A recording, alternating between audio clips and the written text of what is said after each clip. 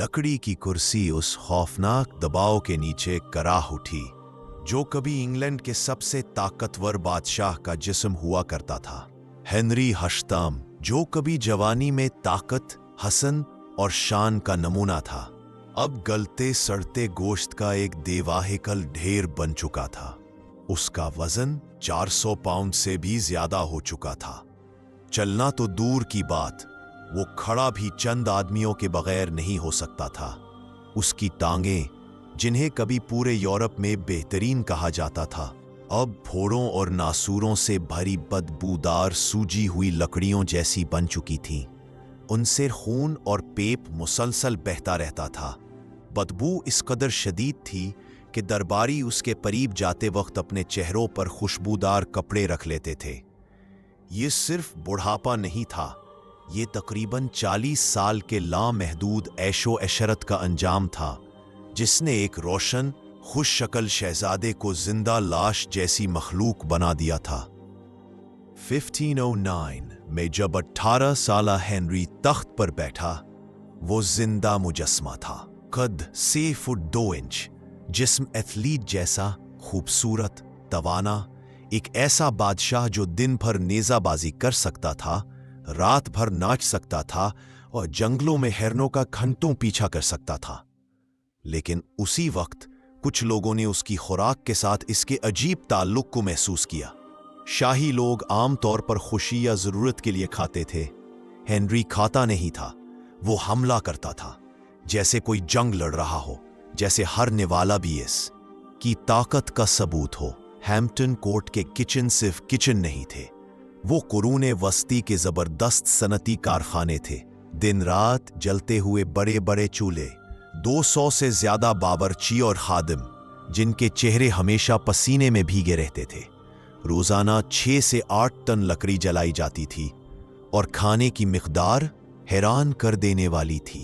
बादशाह और उसके घराने के लिए सालाना 8,200 भेड़ें, 2,330 हिरन, 1,807 खंजीर, 240 बैल, 717 बिछड़े, 53 जंगली सूर। तारीखदान लिखते हैं कि इस खुराक का बड़ा हिस्सा सिर्फ बादशाह के लिए मखसूस होता था। इसके दावतनामों में मुकम्मल बना हुआ मोर सिर्फ इब्तिदाई डिश होता था, फिर भरे हुए हंस, फिर बेतहाशा बीफ जो एक खानदान को महीने भर खिला सकता था।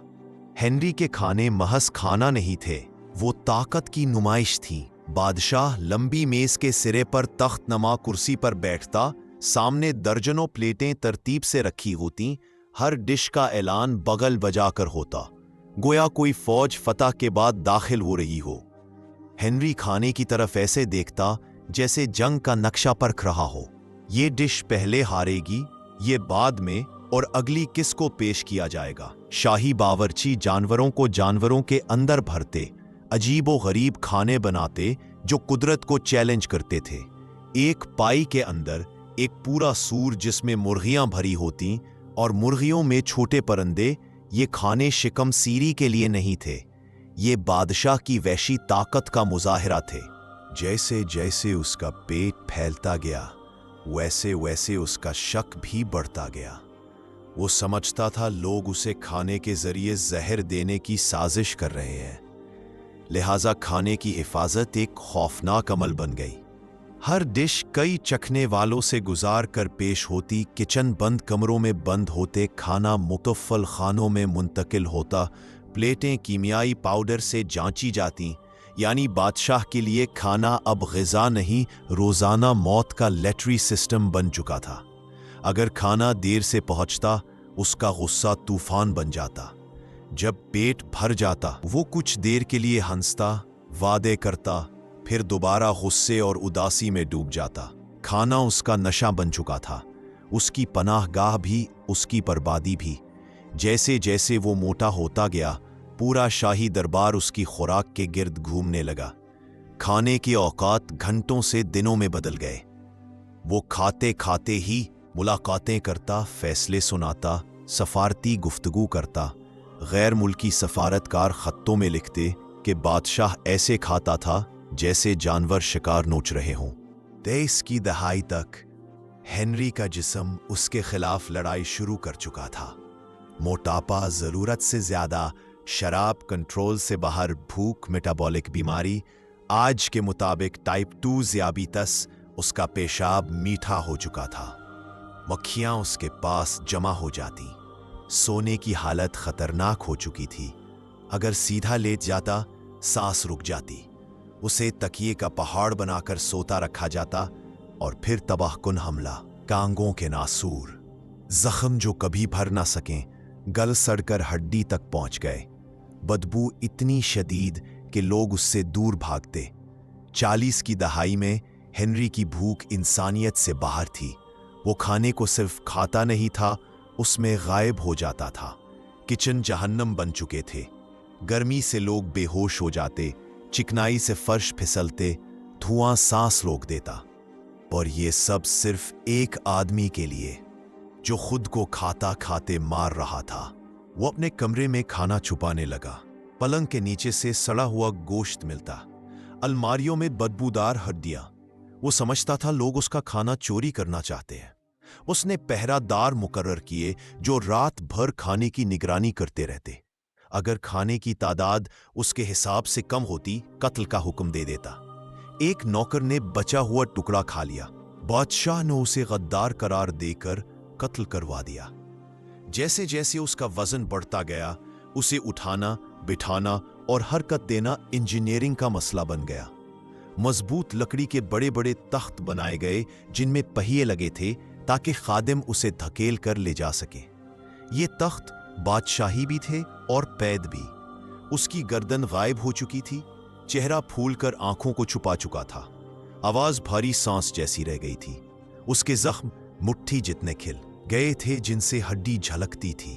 खुशबू नहीं, कहर जैसी बदबू फैली रहती थी। महल में रस्सियों, पल्लियों, रैंप और चौड़े दरवाजे नस्ब किए जा चुके थे ताकि उसे किसी तरह हरकत दी जा सके। हेनरी के शाही खाने, जो कभी शान और शौकत का इजहार थे, अब खौफ और घन से भरे मनाजिर बन चुके थे।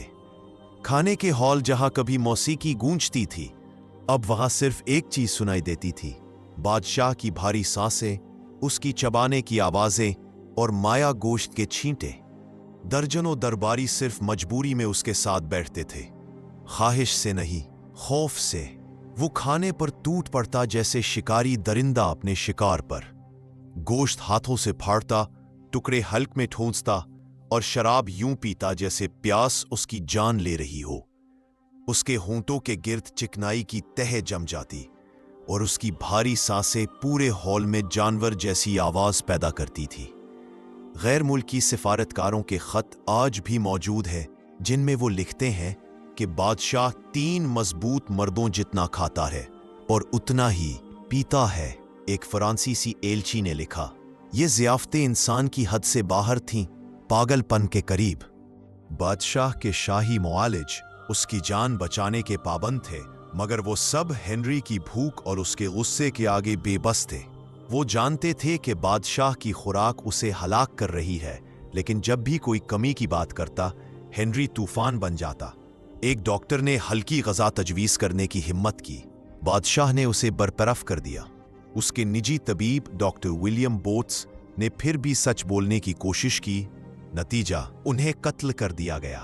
कई डॉक्टर जान बचाकर दरबार छोड़कर भाग गए। हेनरी की शादियों पर भी उसके जिस्म और भूख का साया पड़ चुका था। उसका मोटापा इतना बढ़ गया था कि अज़दवाजी कुर्बत तकरीबन नामुमकिन हो गई थी और उसकी खुराक की जनूनियत ने उसे बेहिस बना दिया था। एन ऑफ क्ल्यूज उसे देखकर बेहोश हो गई थी, जिसे एक दिलकश शहजादे का वादा किया गया था।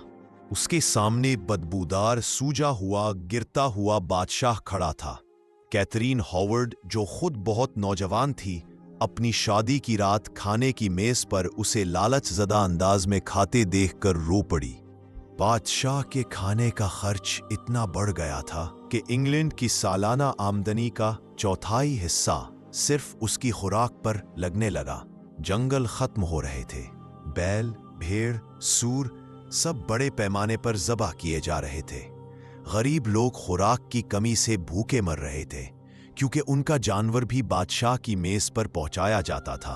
तारीख दानों ने लिखा, जब बादशाह पेट फाड़ कर खा रहा था, रयाया भूख से मरती रही। हेटुनरी की सेहत जितनी कम होती गई, वो खाने की मंसूबाबंदी में उतना ही ज्यादा वक्त लगाने लगा। वो घंटों बैठकर मेन्यू लिखवाता, ऐसे जैसे फौजी मुहिम का नक्शा बना रहा हो। पहले कौन सा जानवर मारा जाएगा, किसे भूना जाएगा, किसे भरकर पाई में बंद किया जाएगा, उसके मेन्यू आज भी महफूज है। मोर, हंस, बिछड़े, कबाब, पडिंग, पाई, बीफ, कतार दर कतार। सोते वक्त भी उसे चैन ना आता। लेटने से सांस रुकने लगता, इसलिए वो कुर्सी पर नीम बैठे सोता। अक्सर खाते खाते सो जाता और उसका सर प्लेट में जा गिरता। फिर घबराकर उठता और दोबारा खाना मांग लेता। 1546 तक हेनरी का जिस्म इंसान नहीं, एक बिगड़ते हुए पहाड़ जैसा हो चुका था। ताकत खत्म हो गई थी, सिर्फ वजन और बीमारी बाकी थी। हैम्पटन कोर्ट के फर्श मजबूत किए गए ताकि वो इसके वजन से ना बैठ जाए। वो बादशाह जो कभी नाचते नाचते सुबह करता था, अब एक खाने की मेज पर पूरा वक्त बैठा भी नहीं रह सकता था। उसकी टांगों के नासूर खौफनाक गारों जैसे हो गए थे, कुछ में हड्डी तक नजर आती थी। खादिम पट्टियां बदलते हुए के कर देते थे, लेकिन भूख कम न हुई। जब डॉक्टरों ने उसे हल्की ग़िज़ा देने की कोशिश की, सोप, सब्जियां या छूटे हिस्से, हेनरी फट पड़ा। उसने कहा, इत्तेदाल मेरा तौहीन है, इत्तेदाल गद्दारी है। अब बादशाह खाने और वक्त के उसूलों से आज़ाद हो चुका था। उसकी एक दावत किसी घराने को 1 महीने खिला सकती थी। सुबह का नाश्ता, पूरा भना हुआ परिंदा, बड़ा गोश्त का टुकड़ा, मुतअद्दिद पाइयां ठेलों भर के रोटियां, शराब के जग चंद घंटे बाद, सुबह की ताजगी, फिर दोपहर, फिर शाम, फिर रात का खाना, फिर रात भर मंगवाए जाने वाले ट्रे। खादिम बारी बारी शिफ्ट में काम करते थे, क्योंकि बादशाह की भूख कभी रुकती नहीं थी। हेनरी की ज़हनी हालत भी बिगड़ चुकी थी। वो घंटों खाली प्लेटों को घूरता रहता, जैसे उनमें ख्याली दावतें देख रहा हो। वो ना होने वाली डिशों का नाम लेता, फिर गुस्सा करता कि वो क्यों नहीं लाई गईं। वो खाने से बाहर कोई बात सोच ही नहीं सकता था। रात में कई बार जागकर अपने खाने गिनता। अगर एक भी प्लेट कम दिखती, वो शोर मचा देता। दरबारी उसके करीब आने से घबराते थे। उसके जख्मों की बदबू, उसके खाने की आवाजें, उसकी सांस की घटन, सब मिलकर उसकी मौजूदगी को एक खौफनाक तजर्बा बना देती थीं। कैथरीन पार, उसकी छठी बीवी, इस सब को खामोशी से सहती रही। वो जानती थी कि अगर सच बोलेगी तो उसका अंजाम भी डॉक्टर बूट्स जैसा होगा। कई रिकॉर्ड बताते हैं कि वो घंटों अपने कमरे की इबादत गाह में बैठकर हेनरी की सेहत के लिए नहीं, बल्कि खुद पर रहम के लिए दुआ करती थी।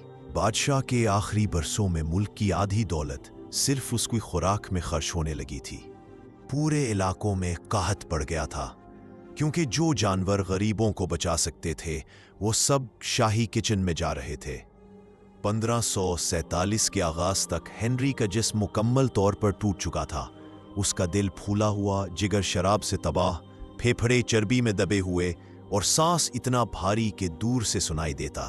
वो खाने के दौरान सो जाता, चेहरा प्लेट में जा गिरता, दम घुटकर जागता, फिर दोबारा खाना मांग लेता। अब वो एक इंसान नहीं था, सिर्फ भूख का मुजस्समा बन चुका था। हेनरी का जिस्म टुकड़ों में बिखर रहा था। उसकी टांगें अब सड़ते हुए सुतूनों की तरह थीं, जो महल के फर्श पर पेप की लकीरें छोड़ती थीं। चेहरे की रंगत मोम जैसी पीली, आंखें गहरे गारों में धंस चुकी थीं। दिल कभी बहुत तेजी से धड़कता, कभी आहिस्ता पड़ जाता। सांस यूं चलती जैसे कोई टूटा हुआ धोखनी चल रही हो। 1547 के जनवरी में आखिरकार दरबारियों ने हकीकत मान ली। इंग्लैंड का सबसे खौफनाक बादशाह अब मर रहा था। वो हर लम्हा कमजोर हो रहा था। उसकी आवाज सरगोशी बन चुकी थी। उसका जहन कभी साफ, कभी धुंधला, कभी होश में, कभी पागलपन के किनारे पर। और हैरत अंगेज बात यह कि भूख अभी भी जिंदा थी। कहते हैं कि उसके आखिरी होश वाले अल्फाज भी खुराक से मुतल्लिक थे।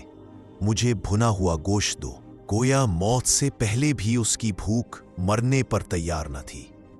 जब आखिरकार हेनरी मरा, उसकी मौत में न शान थी न वकार, सिर्फ वही अंजाम जिसकी उसने खुद बुनियाद रखी थी। उसका जिस्म इतना वजनी था कि 8 आदमियों ने ताबूत उठाने में जान खपा दी। ताबूत के नीचे इजाफी लकड़ियां लगाई गईं। यूं लगता था जैसे लकड़ी भी उसके वजन से खौफजदा हो। और फिर वो वाकया पेश आया जिसने सबको लर्जा दिया। ताबूत अचानक फट गया। गलने सड़ने से बनने वाली गीसों ने ताबूत को अंदर से फाड़ दिया और सड़ा हुआ मवाद चर्च के फर्श पर बह निकला। कुछ लोग बेहोश हो गए, कुछ ने कराहत से मन ढांप लिया और बाकियों ने उसे खुदा का अजाब कहा। बादशाह के जिस्म का खुफिया पोस्टमार्टम हुआ। जो तफसीलात लिखी गईं वो बरसों छुपाई गईं। घाव, पेट, सड़न और फूला हुआ नाकाबिले शिनाख्त जिस्म, इन सब ने एक ऐसे इंसान का नक्शा खींचा जो खुद को खाते खाते मर गया था। मुआलिजीन ने लिखा, इसका दिल मामूल से दुगना, चर्बी में डूबा हुआ जिगर, सख्त, पीला और शराब से तबाह, आते सड़न से फूली हुई, मौदा हद से ज्यादा फैला हुआ, टांगों में जख्म इतने गहरे कि हड्डी साफ नजर आती, पूरे जिस्म में पेप जमा। सबसे होलनाक बात, इसके मौदे में आखिरी खाना अभी तक हजम नहीं हुआ था। भनी हुई मुर्गी, बीफ, रोटियां, शराब, सब कुछ वैसे ही अंदर था जैसे मौत से चंद घंटे पहले उसने खाया था। यह उसकी जिंदगी का आखिरी ऐलान था। उसने वाकई खुद को खाकर मारा था। जब हेनरी को आखिरकार दफन कर दिया गया, महल ने जैसे एक लंबी सांस ली। दरबारियों ने सरगोशी में कहा, हवा में पहली बार बदबू नहीं, सुकून है। अब चीखे नहीं, अब धमकियां नहीं, अब वो वहशी खाने की आवाजें नहीं, लेकिन सुकून के साथ डर भी था। हेनरी की मौत ने तख्त को गैर मुस्तहकम कर दिया था। कोई खुलकर नहीं बताना चाहता था कि बादशाह किस हालत में मरा है। इसके डॉक्टरों को खामोश रहने का हुक्म दिया गया। इसकी बीमारी के कागजात ताला लगाकर छुपा दिए गए। तस्वीर सिर्फ वही रखी गई जो लोग देखना चाहते थे, एक ताकतवर बादशाह, कभी न गिरने वाला। लेकिन सच छुप नहीं सका। ताबूत फटने की खबर यूरोप में बिजली की तरह फैल गई। वो सिफारतकार जो इसके आखिरी बरसों में से देख चुके थे, वो लिखते थे, जो बादशाह खड़े होकर हिल भी नहीं सकता था, वो अब अपनी लाश तक संभाल नहीं सका। कुछ ममालिक के दरबारों ने इसे खुदा की तरफ से निशानी कहा। लोग इसे गुनाहे शिकम का अंजाम कहने लगे। लंदन के पादरियों ने मोहतात अल्फाज में कहा, जब जिस्म रूह पर गालिब आ जाए तो अंजाम ऐसा ही होता है। आम लोग जो कभी हेनरी को नौजवान दौर में पसंद करते थे, अब उसे खुदा के गजब का शिकार समझते थे। हेनरी की मौत के बाद बनने वाली तमाम तस्वीरों में उसके आखिरी दिनों का कोई जिक्र नहीं था।